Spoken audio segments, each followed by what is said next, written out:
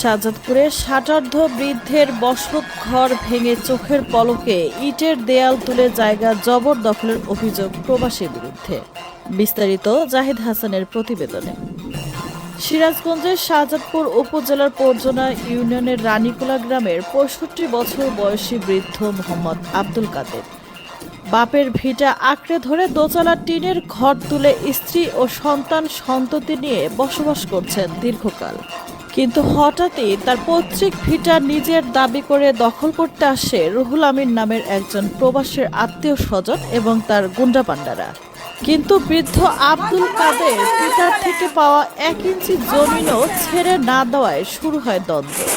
এই দ্বন্দ্বের জেরে ৬৫ বছরের বৃদ্ধ আব্দুল কাদেরের বিরুদ্ধে ধর্ষণ মামলাও করে প্রতিপক্ষ। কিন্তু বৃদ্ধ আব্দুল কাদেরের অতিরিক্ত বয়সের কারণে মামলাটি ধোপে টেকেনি।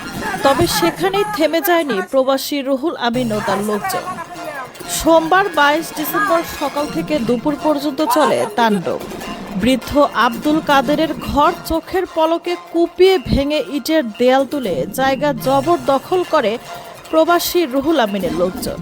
সরেজমিনে গেলে ভুক্তভোগী মোহাম্মদ আব্দুল কাদের ও তার স্ত্রী কন্যা জানান, পৈতৃক সূত্রে পাওয়া পরজনা ইউনিয়নের রানীকুলা মৌজার RS ১৪১ দাগের ৩৩% জায়গায় টিনের ঘর তুলে বসবাস করে আসছেন। ইতোপূর্বে এই জায়গাটি তার সৎ ভাই কাউসার নিজের জায়গার সাথে পুরোপুরি বিক্রি করে দেয়।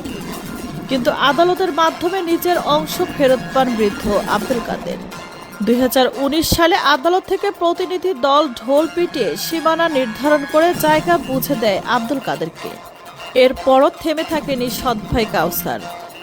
এক এক সময় এক একজনের কাছে জায়গা বিক্রি করে দখলে নেওয়ার চেষ্টা করে। একে একে কয়েক দফায় ক্রেতারা ব্যর্থ হওয়ার পর প্রভাবশালী রুহুল আমিনের কাছে জায়গাটি বিক্রি করে দেয়। প্রভাবশালী রুহুল আমিন আইন, আদালত, কাগজপত্র কোনো কিছুর তোয়াক্কা না করে লোকজন দিয়ে সোমবার বৃদ্ধ আব্দুল কাদেরের ঘর ভেঙে দিয়ে চোখের পলকে ইটের দেয়াল তুলে জায়গা জবরদখল করে নেয়। শক্তিহীন এবং অর্থনৈতিকভাবে দুর্বল বৃদ্ধ আব্দুল কাদের শেষ বয়সে এসে পিতার ভিটায় নিজের ঘর হারিয়ে দিশেহারা হয়ে পড়েছেন। বিষয়টি নিয়ে কথা হলে প্রবাসী রুহুল আমিনের মা ময়ূরী খাতুন ও স্ত্রী ফুরকনি খাতুন বলেন, তারা টাকা দিয়ে জায়গা কিনেছেন, তাই ঘর ভেঙে দিয়ে জায়গা বুঝে নিয়েছেন।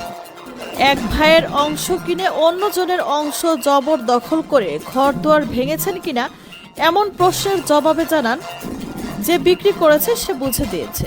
এদিকে দিনে দুপুরে অর্থ আর ক্ষমতার দাপটে ষাটার্ধ বৃদ্ধের ঘরদুয়ার ভেঙে জায়গা জবরদখল করে পৈতৃক ভিটা থেকে উচ্ছেদের পায়তারায় এলাকায় চাঞ্চল্যের সৃষ্টি হয়েছে।